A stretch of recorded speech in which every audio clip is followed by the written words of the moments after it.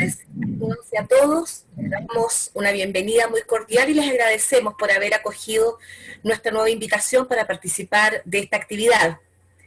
Continuamos con nuestro compromiso con la realización de actividades jurídicas que respondan a las necesidades de nuestra comunidad. En ese contexto iniciamos la segunda sesión de lo que hemos denominado Foros para una Nueva Constitución, organizado en conjunto con el Centro de Estudiantes de la Carrera de Derecho de Valdivia y la Oficina de Vinculación con el Medio de la Facultad de Ciencias Jurídicas y Sociales de nuestra Universidad Austral de Chile. Hoy nos convoca el tema del futuro del Tribunal Constitucional en una nueva Constitución, cuyo expositor de esta jornada será el doctor Felipe Paredes, a quien agradecemos desde ya su participación. Este seminario, les recordamos, está siendo transmitido a través de las plataformas Zoom y Facebook Live en la cuenta Derecho Universidad Austral de Chile, Valdivia. A continuación, dejo con ustedes en su saludo inicial a la directora de la Oficina de Vinculación con el Medio de nuestra facultad, doctora Patricia Toledo. Muchas gracias, Alejandra. Buenas tardes a todos y a todas. Les agradecemos que hayan acogido la invitación para participar de esta actividad. Desde la Oficina de Vinculación con el Medio nos propusimos como uno de nuestros principales objetivos estar constantemente realizando actividades que contribuyan a las necesidades jurídicas de nuestra comunidad general. Hoy tenemos una invitación muy especial que consiste en cuestionarnos acerca de la legitimidad de nuestra Constitución vigente. Estamos a una semana de que se cumplan 40 años del plebiscito que aprobó esta Constitución. Y entonces hoy día tiene mucho sentido que nos preguntemos cuánto queremos esa Constitución o cuánto anhelamos tener una nueva Constitución que sea aprobada en democracia. Para que podamos tener una decisión cierta al respecto, es importante que nos informemos. Y por eso, todos los miércoles a las 18 horas, estaremos con foros para una nueva Constitución, con distintos temas, dialogando en torno a conceptos básicos, con profesores y profesoras de la Facultad de Ciencias Jurídicas y Sociales, para que tengan elementos sobre la mesa y puedan tomar la decisión más adecuada. Desde ya, por supuesto, la invitación es a que voten informadamente en el próximo plebiscito. Además, les comentamos que el compromiso de nuestra facultad al respecto se vio reflejado en la publicación de un libro llamado Conceptos para una Nueva Constitución, que está constituido por 20 artículos, publicado por DER Ediciones, y uno de los cuales fue escrito por el profesor que nos acompaña hoy día, el doctor Paredes. Así es que nuestro compromiso es real y agradecemos a todos y todas ustedes que hayan acogido esta invitación, porque para nosotros es muy importante que mantengamos este vínculo pese a la modalidad, que sea un vínculo cercano y que ustedes sientan que la Facultad de Ciencias Jurídicas y Sociales les da un espacio para que puedan debatir sobre las ideas jurídicas que sean de interés contemporáneo y contingente. ¿Ya? Muchas gracias. Muchas gracias, directora, por sus palabras. Y a continuación dejo con ustedes también la otra parte que ha hecho posible esta actividad, que es el Centro de Estudiantes de nuestra carrera. Por ello dejo con ustedes al presidente, a don Alejandro Flores Quiñones. Muchas gracias, estimada Alejandra. Muy buenas tardes a todo el público presente en esta oportunidad que nos acompaña nuevamente y que esperamos que puedan disfrutar mucho esta actividad y todas las que se vendrán cada miércoles a las 18 horas, donde discutiremos, donde podremos informarnos sobre aspectos claves que estarán en la palestra en esta discusión constituyente, teniendo menos de 2 meses un plebiscito histórico, donde esperamos que toda la ciudadanía pueda participar, pueda, con los resguardos sanitarios debidamente tomados, votar y en las urnas decir que esta Constitución no nos parece, que necesitamos una nueva y que necesitamos que nuestra Carta Fundamental cuente con participación ciudadana, que sea hecha en democracia, con paridad de género, con participación de los pueblos originarios, y que nos no tengamos una constitución que sea impuesta en una dictadura y que sea el reflejo de una nueva sociedad que debemos construir todas y todos juntos en un país consciente del pasado, de todo lo que ha pasado a lo largo de nuestra historia, y que por primera vez vamos a tener entonces la posibilidad de decidir nosotras y nosotros cuál va a ser el futuro constitucional al menos de nuestro país. Por lo mismo, creemos que era sumamente necesario hacer todas estas actividades pese a la pandemia y hacerlo en su modalidad online.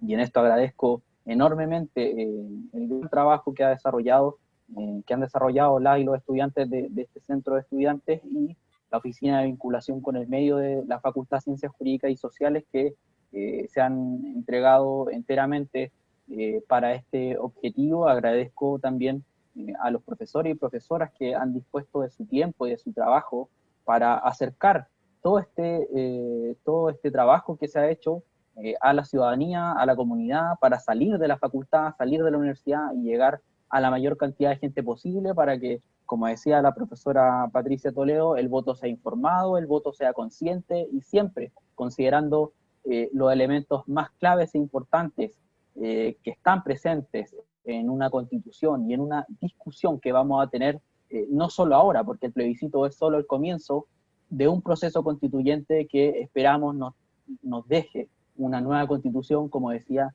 hecha en democracia, con participación ciudadana, con paridad de género, participación de pueblo originario, etcétera, y que esperamos que podamos tener en un tiempo más. Por eso que hemos dispuesto estas actividades que esperamos disfruten y aprovechen para que podamos, como decía, votar de forma informada el 25 de octubre, donde esperamos sea el comienzo de una nueva etapa en nuestro país que nos deje una nueva constitución para Chile. Que disfruten entonces esta actividad y muchas gracias, que tengan una muy buena tarde. Gracias, Alejandro, el presidente del Centro de Estudiantes, con todo el empuje, con todo el liderazgo que necesitan hoy en día también los estudiantes para participar de estos procesos tan significativos como país también. En ese contexto, les voy a contar que hoy participará además el estudiante Juan Marcelo Godoy Sandoval, quien va a moderar este foro y quien es integrante de la delegación del proceso constituyente de este centro de estudiantes. Daremos inicio entonces ahora a la exposición del doctor Paredes. Dejo entonces con ustedes al moderador, a don Juan Marcelo Godoy. Bueno, buenas tardes a todos y todas. A continuación presentaremos al expositor de esta tarde, el profesor Felipe Paredes. Él es abogado, doctor en Derecho por la Universidad Pompeu Fabra de Barcelona. Actualmente es el profesor de la asignatura de Teoría Constitucional y además es el director del Instituto de Derecho Público de nuestra Facultad de Ciencias Jurídicas y Sociales de la Universidad Austral. A continuación, él expondrá el rol del Tribunal Constitucional en una nueva Constitución. Para ello, contará con 20 minutos. Adelante, profesor. Muchas gracias, Juan, por tu presentación. También agradezco y saludo a todo el público que está esta tarde acompañándonos. Como bien decía Patricia, estamos en esta serie de conversatorios donde lo que estamos haciendo es comentando el libro que publicamos con varios profesoras de la universidad sobre conceptos relevantes para una discusión constitucional. Y entonces, en esta oportunidad, a mi cargo corre el capítulo sobre el Tribunal Constitucional, que es de mi autoría, y entonces me parece muy grato estar esta tarde comentándolo con ustedes. La relevancia del tema yo creo que se explica por sí sola, o al menos hasta antes del estallido social.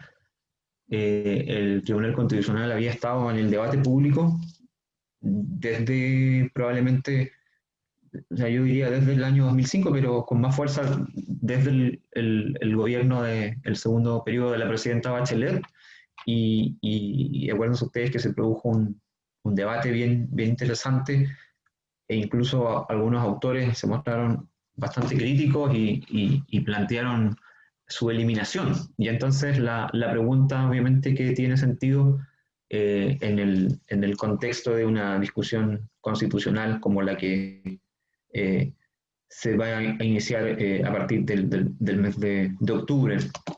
Entonces, para contarles un poco cuál es el contenido de esta presentación, les tengo que entonces decir que voy a dividirla en cuatro partes. En la primera parte voy a contar muy brevemente, todo esto va a ser muy brevemente, yo espero que en el debate podamos comentar con más detalle las cuestiones. La primera parte tiene que ver con qué hacen los tribunales constitucionales. La segunda es por qué son tan polémicos. La cuestión es que la polémica no solamente se ha presentado en Chile, sino que es una polémica general, pero les quiero explicar por qué son tan polémicos los tribunales en abstracto, para luego en la tercera parte explicarles que el caso chileno tiene unos ingredientes adicionales a partir de la reforma del 2005. Entonces, ¿qué pasó en Chile a partir del año 2005 y por qué, digamos, esa fecha es tan significativa? Y en la última parte, cuáles son las ideas que son relevantes para una discusión constitucional en este tema. ¿Ya?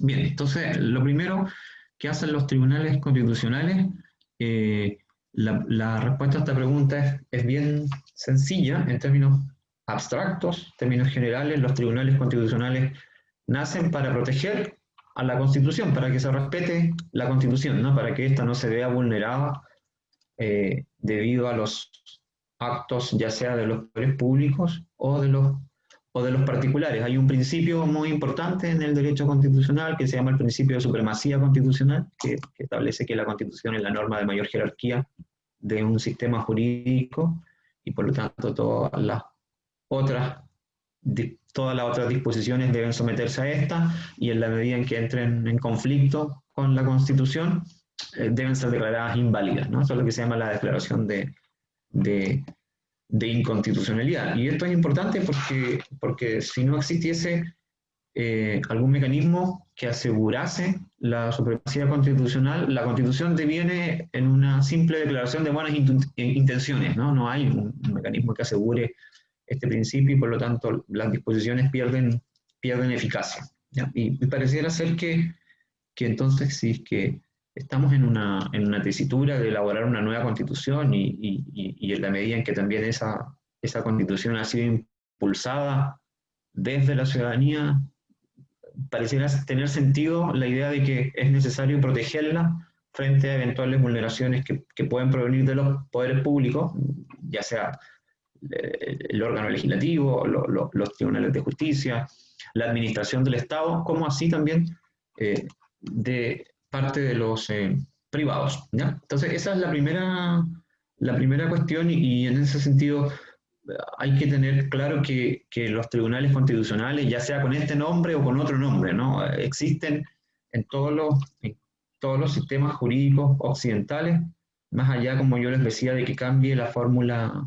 específica. En algunos lugares esta tarea de asegurar la supremacía de la Constitución lo hace la Corte Suprema, en otros lugares, por ejemplo, en el caso argentino, Estados Unidos, en otros lugares un órgano similar que se llama Corte Constitucional, Consejo Constitucional o Tribunal Constitucional, como en el caso chileno. Lo importante de todo esto, entonces, más allá del nombre específico o de la fórmula concreta, es que se trata, digamos, de un órgano que en términos generales asegura la supremacía de la Constitución, y eso pareciera ser un valor importante, ¿no? En abstracto. La segunda idea tiene que ver con que estos tribunales constitucionales, la verdad es que tienen una existencia que no es pacífica, ¿no? La segunda parte, como yo les decía, ¿no? Es la pregunta por qué son tan polémicos los tribunales constitucionales, y todavía hablando en términos generales, pareciera ser que es bien fácil, ¿no? Determinar, bueno, la supremacía constitucional establece que las normas inferiores, es decir, las leyes, los reglamentos, las normas de naturaleza administrativa y las normas que tienen origen en actos jurídicos de los particulares deben subordinarse a lo que establece la Constitución, y entonces si la contradicen en sus disposiciones, en sus enunciados lingüísticos, deben ser declaradas inconstitucionales. Y esto pareciera ser que es una idea sencilla, ¿no? Basta simplemente o bastaría comprobar que existe un conflicto, una contradicción lingüística entre dos normas, ¿no? Una, la Constitución, y una segunda norma de naturaleza infraconstitucional, de rango infraconstitucional, pero en la práctica esto no es tan sencillo, fíjense ustedes. Y hay complejidades de distinto tipo, pero yo diría que la más relevante a estos efectos tiene que ver con que la Constitución no es una norma de muy fácil lectura, ¿no? Los juristas sabemos esto muy bien, que la Constitución es un conjunto de disposiciones cuya interpretación es bastante compleja. ¿Ya? No es tan sencillo, o al menos lo que quiero decir con esto es que no es... normalmente la Constitución no tiene respuestas que son inequívocas frente a las preguntas que uno se podría plantear desde el punto de vista de su interpretación. Normalmente las normas constitucionales son normas que tienen un carácter general, abstracto, que consagran principios respecto de los cuales es posible que existan distintas lecturas, distintas interpretaciones, y entonces en ese sentido la misma Constitución a veces tolera distintos caminos, ¿no? para ponerla en práctica. Y esa naturaleza polémica del texto de la Constitución le añade una cuota de complejidad bien importante a la idea de la supremacía constitucional, porque sucede que existen muchos casos en los que el Tribunal Constitucional considera que una norma legislativa o administrativa es inconstitucional, pero al mismo tiempo el legislador, por ejemplo, promueve una interpretación distinta del texto que, digamos, que al menos no resulta tan claro de que sea una contravención de la Constitución. Y entonces tenemos dos respuestas que son plausibles, y si entonces estamos frente a esta tesitura, y la tesitura entonces sería que el Tribunal Constitucional tiene la capacidad de vetar, lo vamos a decir así en términos generales, de invalidar una decisión del legislador. Puestas en esta tesitura, entonces, se plantea el cuestionamiento de que ante la duda, ¿no?, ¿quién tiene las mayores credenciales de legitimidad democrática? Es el legislador, ¿no? Es el Congreso, en el caso chileno. ¿Y por qué? Porque evidentemente, más allá de que la legitimidad del Congreso pueda ser puesta en cuestión, o que se haya puesto en cuestión, sin duda alguna que sus credenciales son mayores respecto de los jueces del Tribunal Constitucional, ¿no? Los jueces del Tribunal Constitucional, al menos nadie los elige, o la ciudadanía no participa de ninguna forma en su designación.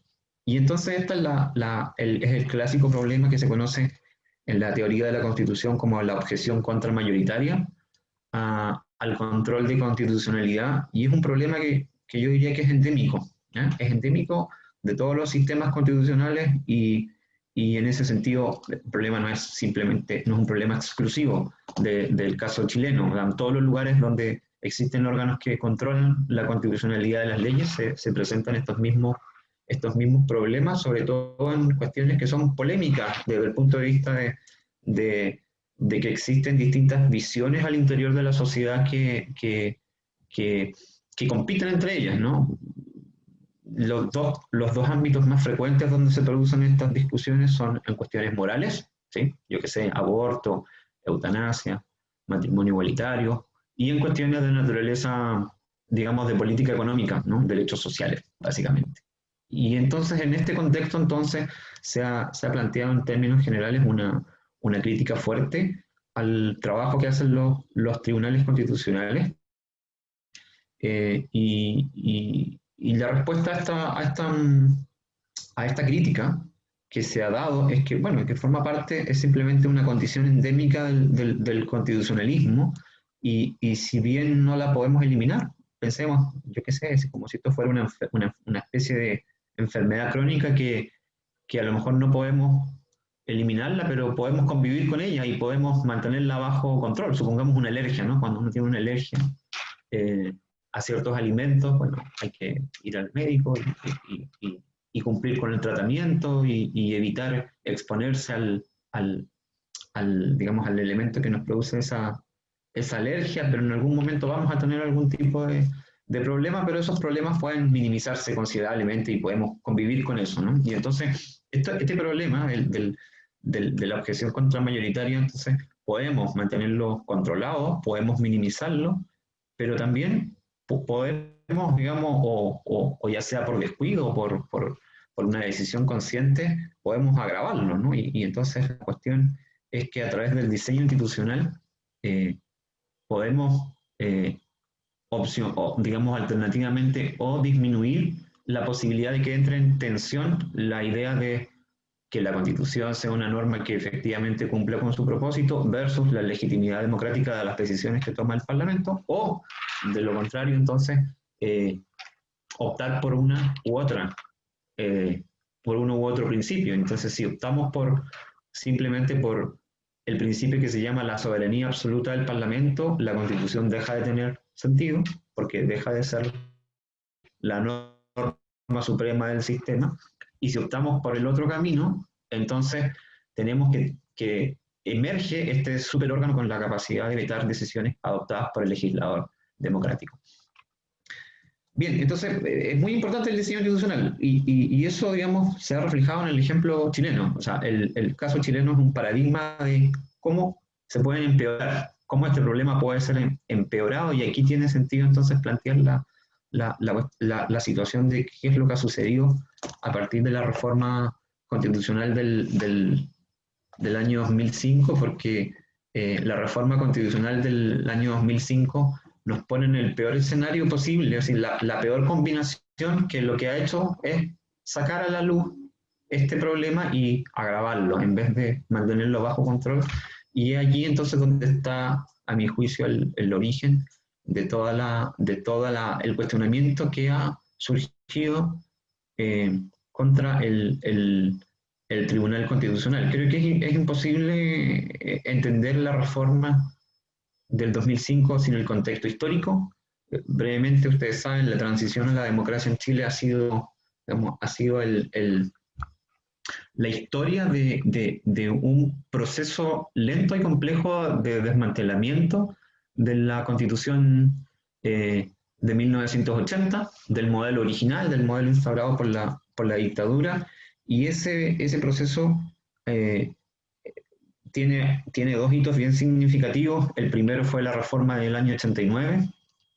Como ustedes saben, a la reforma del año 1989 subsistieron una serie de instituciones que eran directamente frenos a la democracia, ¿no? Que eran mecanismos antidemocráticos, como por ejemplo los senadores designados, ¿no? Este es el caso más famoso que todo el mundo recuerda. Y si uno mira digamos, la actividad del Tribunal Constitucional en ese momento, la verdad es que durante los años 1990 al año 2005 el Tribunal Constitucional fue un órgano inexistente dentro de la discusión pública, porque efectivamente los frenos a la democracia estaban en el mismo Congreso, estaban en las mismas atribuciones que tenían órganos contramayoritarios, como por ejemplo el Consejo de Seguridad Nacional, o las atribuciones que tenían los mismos cuerpos armados, ¿no? En el año 2005 lo que digamos, el corolario de todo este proceso tiene como resultado, en el año 2005, la eliminación de estos enclaves autoritarios que eran indefendibles desde el punto de vista de cualquier justificación democrática, y entonces la defensa del orden del statu quo muda desde estos arreglos institucionales que eran mucho más obvios y evidentes a un mecanismo que ha resultado mucho más sutil, que se ha encarnado en el Tribunal Constitucional. Y entonces al contexto general, teórico, conceptual que yo formulaba en la primera parte de la exposición, se suman entonces las características institucionales que se le dieron a este órgano a partir de la reforma del año 2005 como un bastión de defensa de la Constitución de 1980. Voy a pasar muy brevemente por esto, luego podemos ir al detalle en la conversación posterior, en el debate, pero yo creo que hay tres elementos que explican por qué pasó esto, ¿no? Por qué el Tribunal Constitucional pasó de ser un órgano relevante a un órgano con un gran poder y un gran poder de veto de los proyectos de reforma sociales que se expresaban en las leyes que fueron presentadas sobre todo en el segundo periodo de la presidenta Bachelet.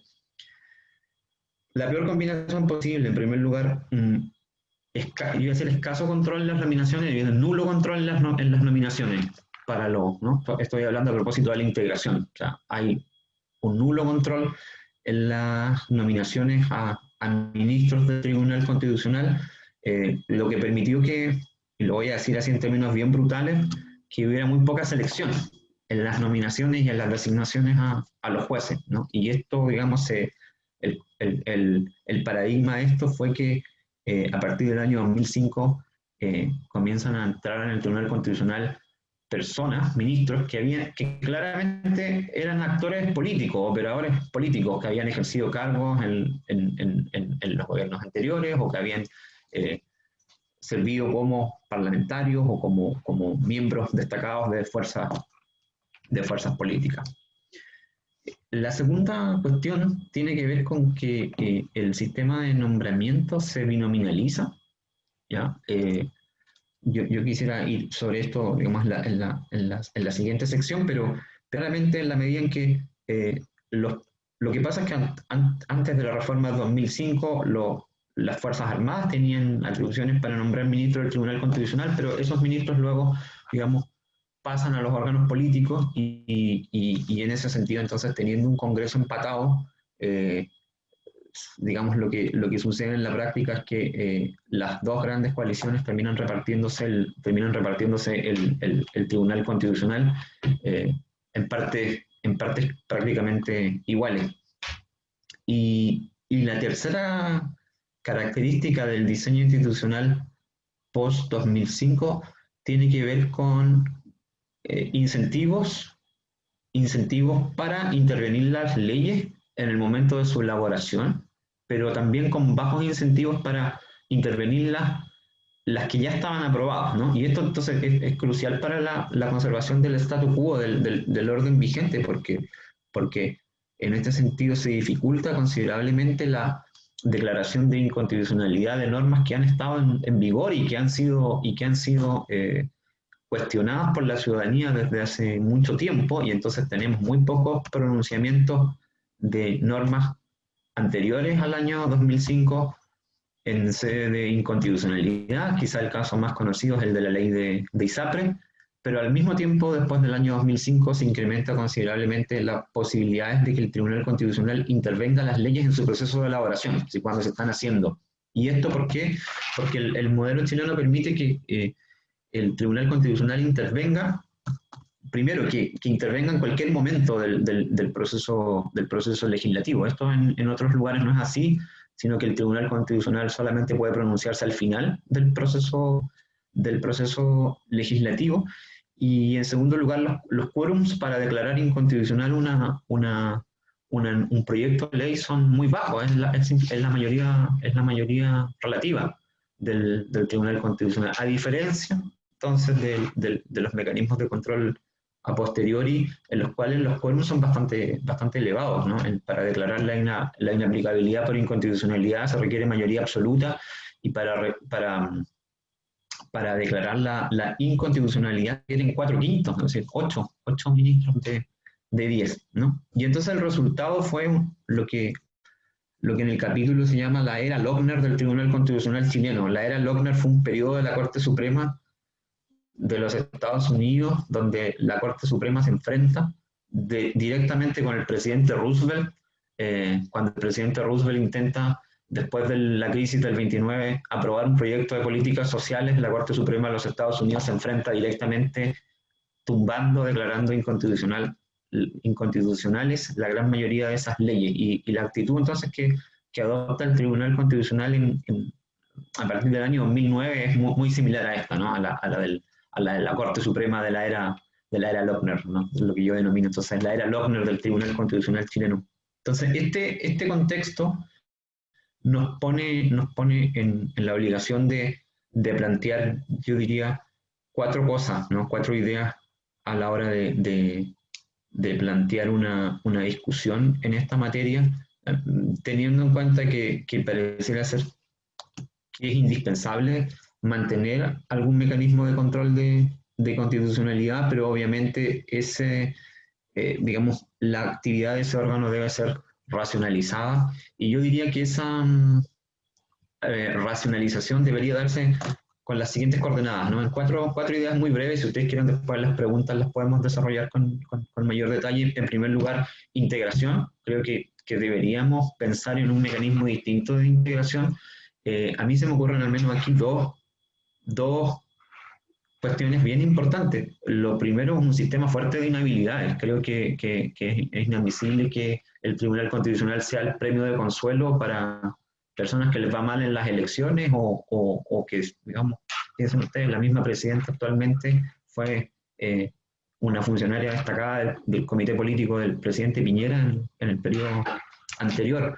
Lo segundo, el disminuir la discrecionalidad en las nominaciones. Yo creo que en este sentido el camino a seguir es el que ha adoptado la Corte Suprema para la nominación de los ministros que se eligen por esta vía, que son 3, que es llamar a concurso público. En la actualidad los partidos políticos simplemente nominan a personas de su confianza. Creo que es indispensable establecer en este sentido un concurso público para la selección de los postulantes.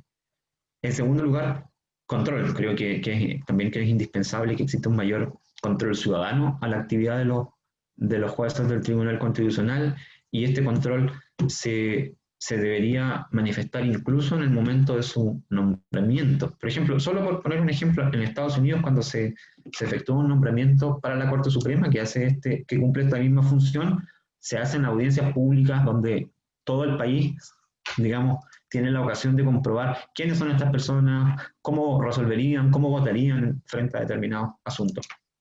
La segunda cuestión en esta materia tiene que ver con la acusación constitucional, ¿no? En la actualidad no existe ningún mecanismo de controlar a los jueces del Tribunal Constitucional, y entonces también es poco defendible que en un Estado constitucional de derecho donde todos los órganos son susceptibles de ser controlados, pues no tenga ningún control sobre su actividad. Y entonces esta sería una idea que sería funcional en ese sentido. Respecto a las atribuciones, creo que es indispensable disminuir las atribuciones, y esto se explica porque en la medida en que un tribunal constitucional tenga más atribuciones, tiene mayores posibilidades de intervenir la ley, y entonces gráficamente el Tribunal Constitucional hoy en día en Chile tiene 16 atribuciones, es de los más poderosos del mundo. Por lo tanto, lo que sucede allí es que le estamos dando la posibilidad de que intervenga la ley de una manera bastante libre. Entonces, en ese sentido, creo que es importante plantearse esa idea, ¿no?, de restringir sus atribuciones. Y por último, creo que también es necesario poder discutir la forma como el Tribunal Constitucional se enfrenta a la ley, ¿no? Y aquí yo quiero retomar una de las ideas iniciales, en la medida en que no siempre es tan claro determinar que una norma es inconstitucional. Lo que digamos, la idea que deberíamos instalar es que el Tribunal Constitucional no puede declarar inconstitucional una ley, salvo cuando esté absolutamente seguro de que esa norma ha infringido la Constitución, y entonces eso se puede controlar a través de distintas estrategias.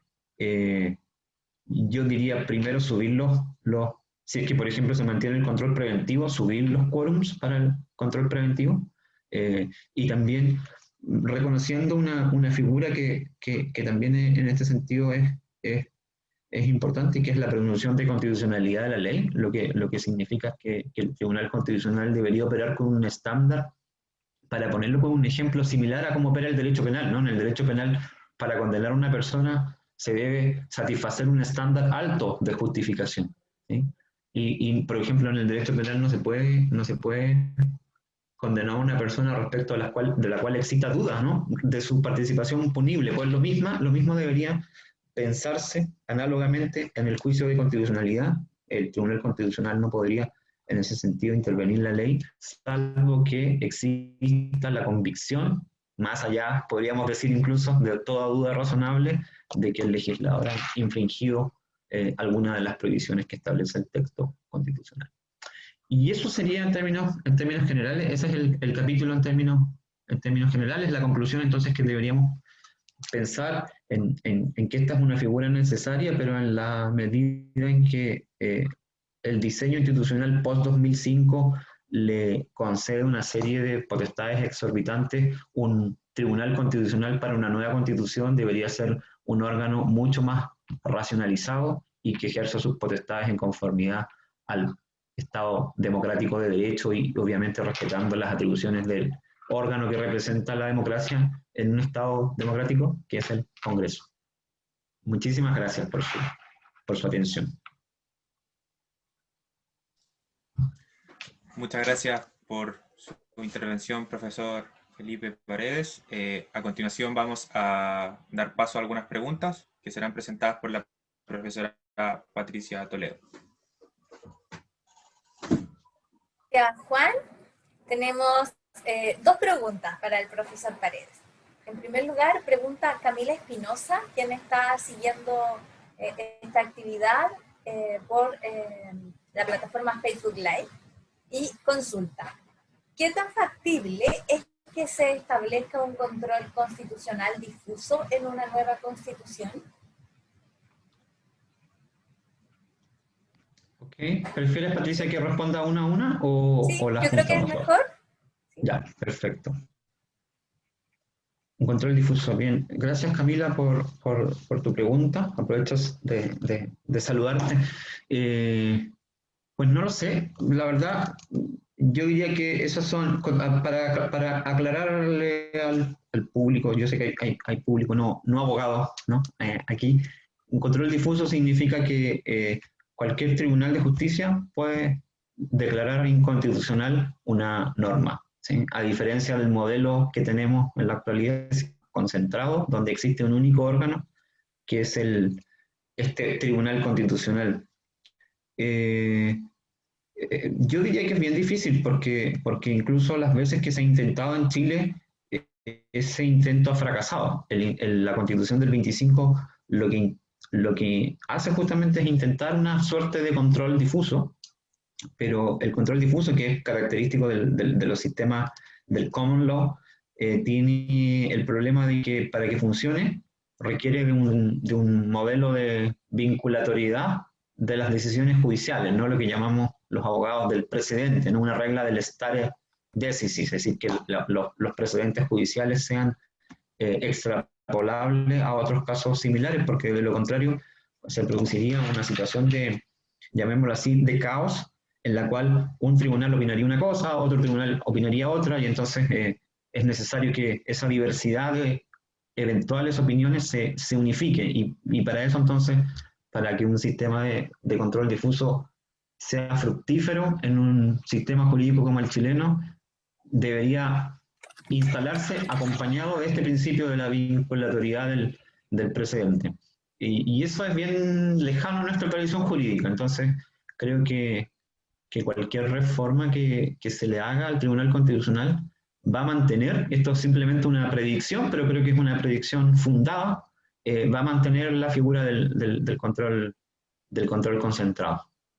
Entonces lo veo difícil, digamos, que podamos transitar hacia esa dirección.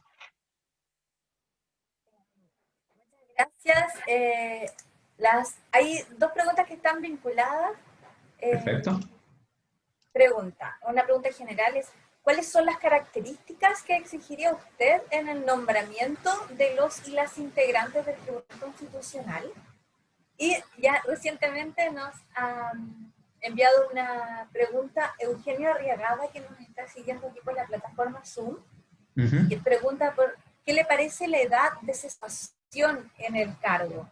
78 años, ¿cuál es su opinión al respecto? Ok. Muchas gracias por ambas preguntas, porque me permite extenderme en una cuestión que, bueno, toda la presentación fue general, porque por razones de tiempo obviamente no podemos entrar al detalle, pero las preguntas permiten justamente eso. Yo diría que la cuestión del nombramiento de los ministros, como en todo esto, hay que asumir ciertas cuestiones que nos cuesta mucho asumir en Chile. Y yo diría que no deberíamos tener vergüenza de pensar que el Tribunal Constitucional es un órgano que está a medio camino entre la política y el derecho. En Chile, y esto por una influencia europea, existe la idea de que los jueces son una especie de funcionarios asépticos, ¿no? Que están más allá del bien y el mal, y entonces se impone este modelo del juez funcionario, del juez que no tiene una vida política fuera de su magistratura, y eso yo creo que es una idea equivocada. En cualquier caso, yo creo que todo el derecho está impregnado de ideas políticas, pero en esta cuestión se nota mucho más. O sea, en materias constitucionales, el derecho constitucional es la primera línea, usando una expresión que está de moda ahora, en el último tiempo, entre el derecho y la política. Por lo tanto, hay que asumir de que hay un componente político en los jueces, lo que no significa que sean políticos en el mismo sentido que los legisladores, ¿ya? Los jueces resuelven asuntos, resuelven casos concretos. Por lo tanto, digamos, por eso les digo, o sea, hay que asumir de que este es un órgano que está a medio camino entre la política y el derecho. Y en ese sentido, el sistema de nombramientos tiene que tomar en cuenta esta circunstancia. ¿Qué quiero decir con esto? Lo que quiero decir es que esta idea ha sido una idea en Chile cínica, en primer lugar, porque se ha negado, la hemos negado repetidamente, y si esto basta con que uno lea en el diario una entrevista a cualquiera de los jueces del Tribunal Constitucional, cuando se les hace esta pregunta, la primera respuesta automática es: no, pero ¿cómo se le ocurre? Aquí somos jueces, aplicamos la Constitución y no estamos imbuidos, al hacerlo no estamos imbuidos de ideas políticas. Y se ha hecho de una manera cínica, oculta, pero también se ha hecho de una forma un poco, digamos, entendiendo que los jueces tienen un rol político, pero en el mal sentido de la palabra, porque a partir de la reforma del 2005, lo que han hecho los partidos políticos es nombrar a sus militantes para el Tribunal Constitucional. Y entonces, en ese sentido, la idea que en el texto se discute es justamente evitar que el Tribunal Constitucional se llene de operadores políticos. Y en ese sentido, creo yo que el requisito que me parece indispensable, yo sé que mucha gente ha planteado la cuestión del acceso al Tribunal Constitucional como una cuestión de excelencia en términos profesionales, ¿no? Se ha discutido, mire, hay una fórmula, la Constitución actual dice que deben tener 15 años de ejercicio profesional y deben haberse destacado en el ejercicio profesional o académico, y esa es una fórmula que es bastante similar a la que se usa en otros lugares, y yo creo, y algunos incluso, fíjense, piensan que se les debería pedir un doctorado en Derecho, y hay otras personas que piensan que el Tribunal Constitucional debería repartirse como por áreas del derecho. Yo qué sé, cuotas para constitucionalistas, para civilistas, para penalistas. Yo creo que el camino no es ese. Yo creo que el camino es evitar que, sin perjuicio de que se debe seguir manteniendo la idea de la excelencia en el ejercicio profesional, creo que el camino es evitar que, o sea, a mí no me da miedo que entre gente al Tribunal Constitucional con ideas políticas. Lo que me da miedo es que entren operadores políticos, porque los operadores políticos adolecen de un problema que es contradictorio con cualquier idea de ejercicio jurisdiccional, que es la independencia, ¿no? Lo que necesitamos en el Tribunal Constitucional es que entren personas independientes, ¿ya? Y eso, digamos, esa es la idea fuerza que me permite plantear digamos, las ideas más concretas. En primer lugar, debería haber una inhabilidad fuerte, en la actualidad no la hay, ¿no? Debería haber una inhabilidad que sea retroactiva, es decir, por ejemplo, si usted fue parlamentario, si usted fue candidato, yo qué sé, en un plazo largo, y estoy pensando en un plazo largo, 5 años hacia atrás, 10 años, no puede presentarse al Tribunal Constitucional. Si usted fue ministro de Estado, no puede ser ministro del Tribunal Constitucional.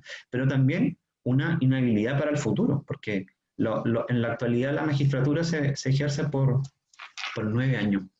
pero bueno, 9 años no es un periodo tan largo, y entonces, ¿qué pasará cuando esa persona deje el cargo? Bueno, y entonces deberíamos también pensar en una prohibición hacia el futuro, ¿no? Y eso se relaciona con la segunda pregunta, que a mí me parece, más que la idea de la edad de cesación, fíjense ustedes que en Estados Unidos los jueces de la Corte Suprema son vitalicios. No sé si han visto que hay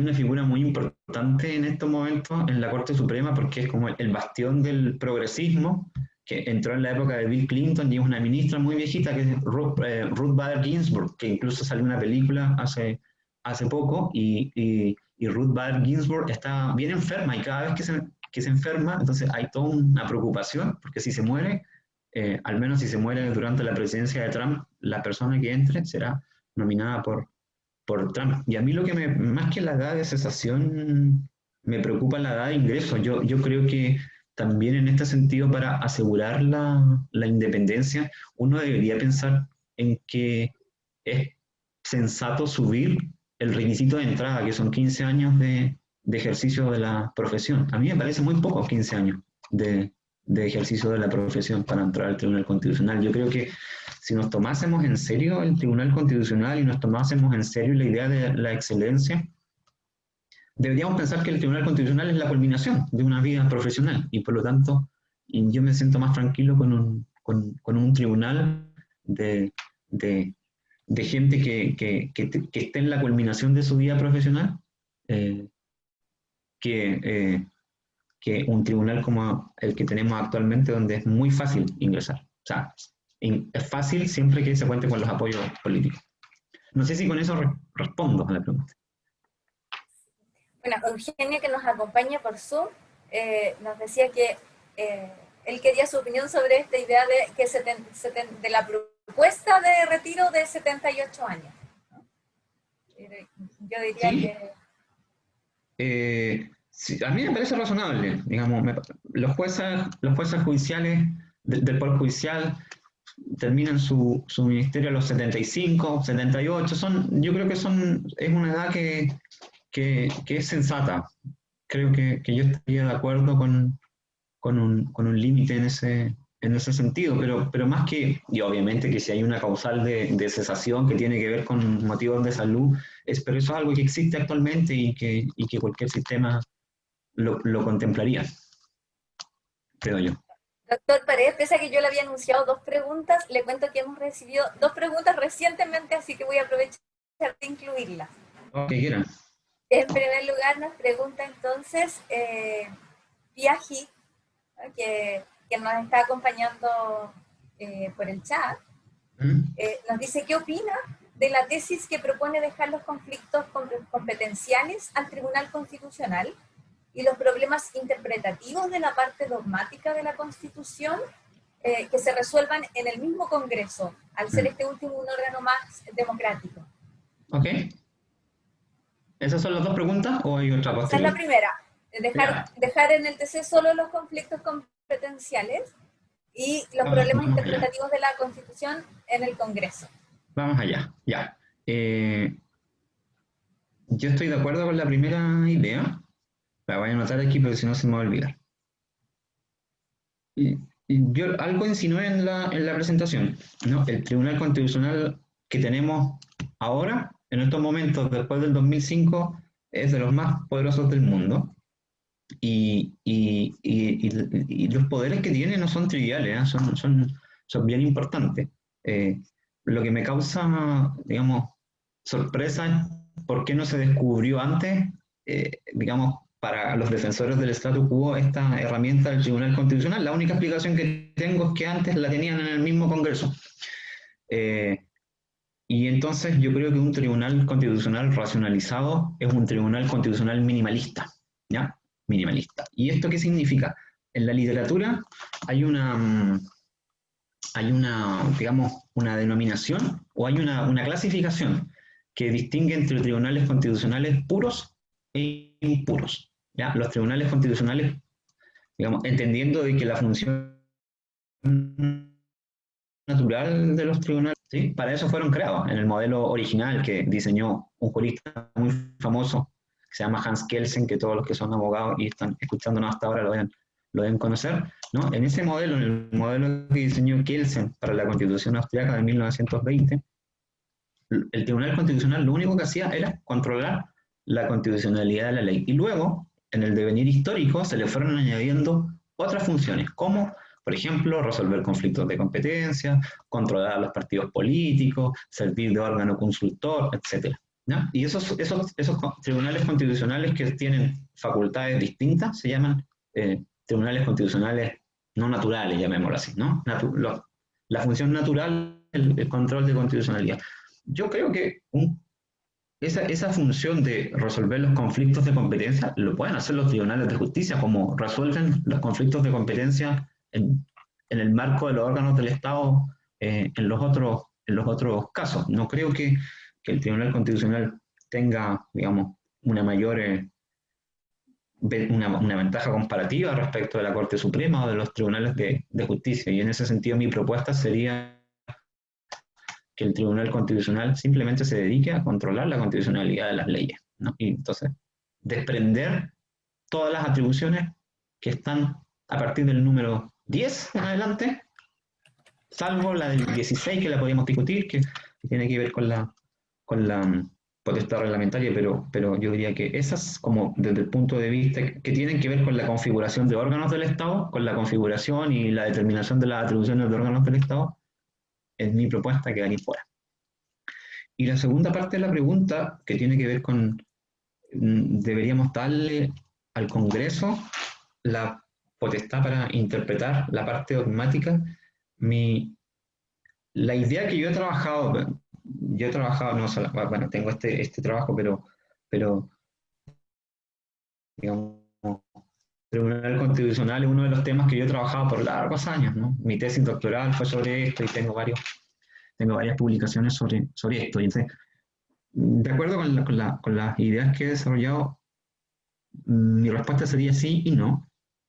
En la parte que yo diría que no a la pregunta es que el Congreso no puede tener la soberanía absoluta para interpretar la Constitución, porque de lo contrario la Constitución deja de tener sentido, ¿no? O sea, ese diseño era un diseño que históricamente existió en nuestro país, fíjense ustedes, y existió durante la vigencia de la Constitución de 1833. Ahí había un artículo, el artículo 164, que decía que solo el Congreso tiene la competencia para interpretar la Constitución, las disposiciones de la Constitución. Y eso, digamos, los historiadores del derecho le han dado el nombre de Estado Legal de Derecho. Por lo tanto, digamos, asumir que el Congreso tiene la competencia absoluta para interpretar la Constitución significa que el Congreso deja de estar vinculado por la Constitución, ¿sí? Pero eso, digamos, pero hay un punto allí bien importante en la pregunta, porque el Estado constitucional de derecho yo creo que ha sido mal entendido en Chile, y mal entendido obviamente por el Tribunal Constitucional, porque también hay una cuestión aquí de conveniencia, que yo diría que el Estado constitucional de derecho no significa que el único intérprete de la Constitución tiene que ser el Tribunal Constitucional, ¿ya? Esta es la tesis que ha defendido, obviamente, porque le conviene sostener esta tesis, porque eso le da una mayor capacidad de influir en el contenido del derecho, pero no necesariamente un Estado constitucional de derecho significa que el único intérprete calificado de la Constitución es el Tribunal Constitucional. Deberíamos entender el Estado constitucional como una comunidad de intérpretes de la Constitución, donde todos los órganos del Estado contribuyen a determinar su sentido y alcance, y no solamente los órganos del Estado, también los particulares, ¿no? Piensen ustedes que si esta es una Constitución que vamos a elaborar democráticamente, la ciudadanía ha tenido mucho que decir en este proceso, ¿no? Y entonces el producto que salga de esta Constitución, desde luego que va a estar influida por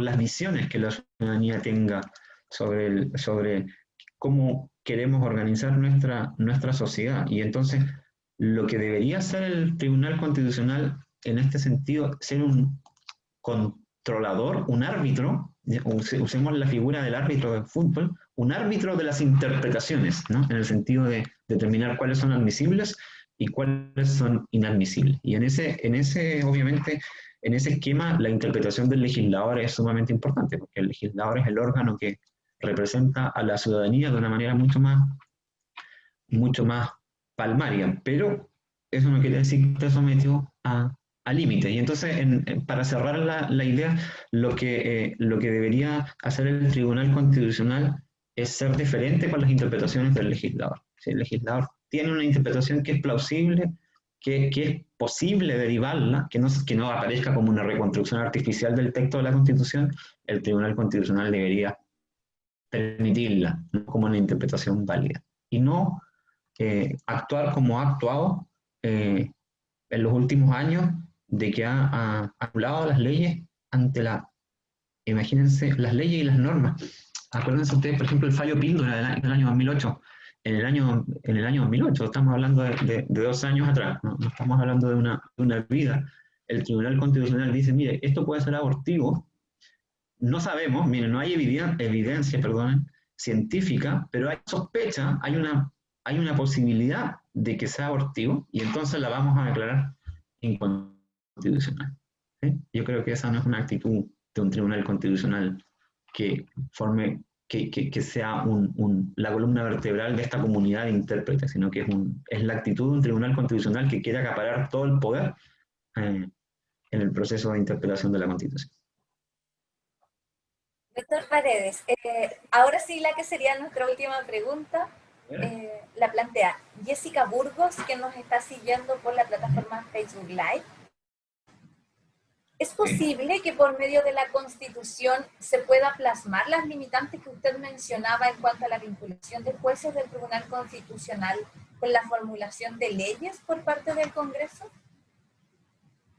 Sí, por supuesto. O sea, esto digamos, el sentido que tiene esta conversación es poder plasmar el estatuto, al menos en sus aspectos esenciales. Todos sabemos que la Constitución lo que hace es recoger los principios fundamentales de una materia y después el detalle se le entrega al legislador, ¿no? Pero la idea, digamos, la utilidad de esto sería justamente que en el estatuto constitucional del Tribunal Constitucional se establecieran estas cuestiones, ¿no? O al menos que podamos discutirlas, por ejemplo, que para presentar una nominación debe haber un concurso público. En la actualidad eso no está así, y los partidos presentan a sus amigos o a los que quieren, ¿no?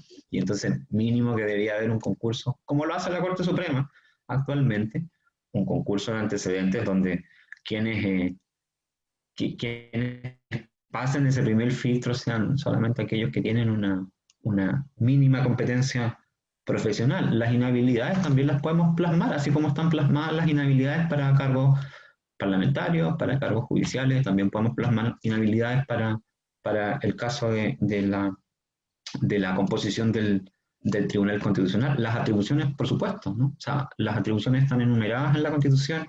El artículo 93 nos dice que el tribunal puede hacer, y entonces allí mismo podemos intervenir esta disposición o la que corresponda en una nueva Constitución y podar lo que haya que podar o cambiar lo que haya que cambiar, y pasa lo mismo con los mecanismos de control. Entonces, desde luego que esto tiene una dimensión teórica, pero también esa dimensión teórica tiene una importancia práctica que creo que es bien importante. Yo quiero decir una última cosa quizás sobre esto, porque creo que y está muy bien que sea esto así, pero que es una dimensión quizás oculta del fenómeno de las constituciones, porque el que estemos ahora pensando en una nueva constitución tiene que ver con que, bueno, la ciudadanía ha padecido una sensación de injusticia grande, importante, y entonces ha enarbolado un reclamo por más y mejores derechos, ¿sí?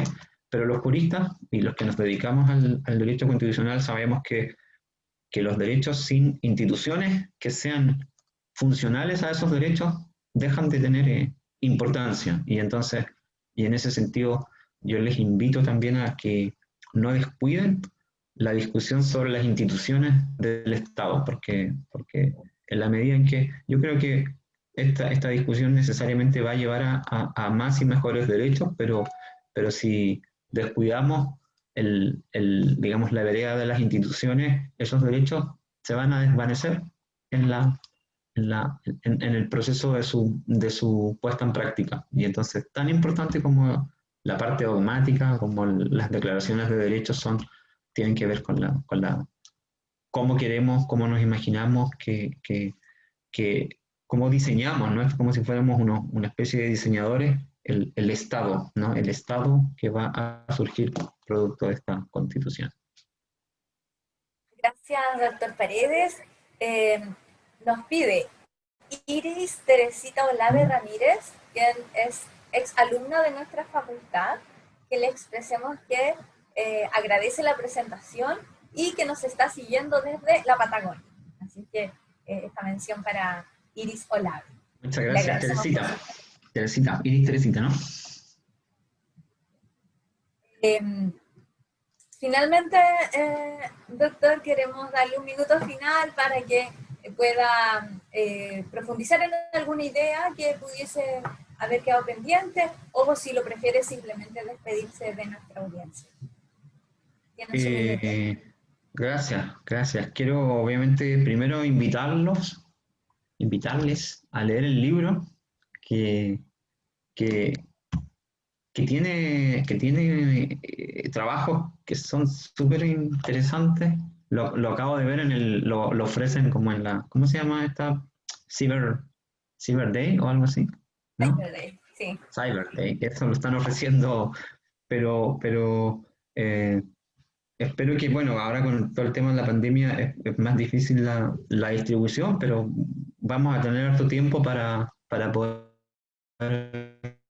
conversar sobre estas cosas y si llega a sus manos, intenten darle una mirada porque está bien interesante. Representa también el trabajo de los profesores y de las profesoras de la facultad, digamos que expresa un equipo de trabajo que refleja el mismo espíritu que tiene esta actividad, que es la importancia de la discusión pública. Para nosotros esto es bien relevante y obviamente parte de nuestro trabajo tiene que ver con proporcionar insumos para la formación de la opinión pública y entonces les invito a leer este trabajo y obviamente también a seguir participando de las actividades de la Oficina de Vinculación y de este seminario que sigue, ¿no? La próxima semana entiendo que está el profesor José Ángel Fernández discutiendo las cuestiones relativas a cómo nos imaginamos el derecho penal de un Estado democrático a la luz de la nueva Constitución. Así que los dejo también invitados a esa actividad y les agradezco su presencia, su interés, sus preguntas. Así es que yo por mi parte me despido y nos veremos ya en las próximas actividades. Muchas gracias, doctor Paredes, por su claridad, por la oportunidad de acceder, ¿no?, en términos sencillos a cuestiones que son más complejas, ¿no? Así que agradecemos de verdad su exposición. Siguiendo la misma línea de lo que nos informó el doctor Paredes, pues solo me queda reiterarles la invitación para el próximo miércoles a las 18 horas, un nuevo encuentro de foros para una nueva constitución. El próximo miércoles es el turno del doctor José Ángel Fernández, pero además estaremos trabajando junto con el Centro de Estudiantes de Derecho, con el Instituto de Ciencias Penales. Y entonces tendremos, además de la exposición del profesor Fernández, una contraponencia, ¿no?, un comentario del doctor José Luis Guzmán, director del Instituto de Ciencias Penales. Así es que a todos los que especial invitación para que nos acompañen el próximo miércoles a las 18 horas, y para inscribirse ingresen a nuestra página web www.derecho.uac.cl. Les agradecemos a todos y a todas que se hayan mantenido conectadas, hemos tenido un público constante durante toda la sesión, lo que refleja el interés por la exposición del doctor Paredes, y solo me resta despedirme dándoles buenos deseos, buena salud para todos y todas. Buenas noches desde Valdivia.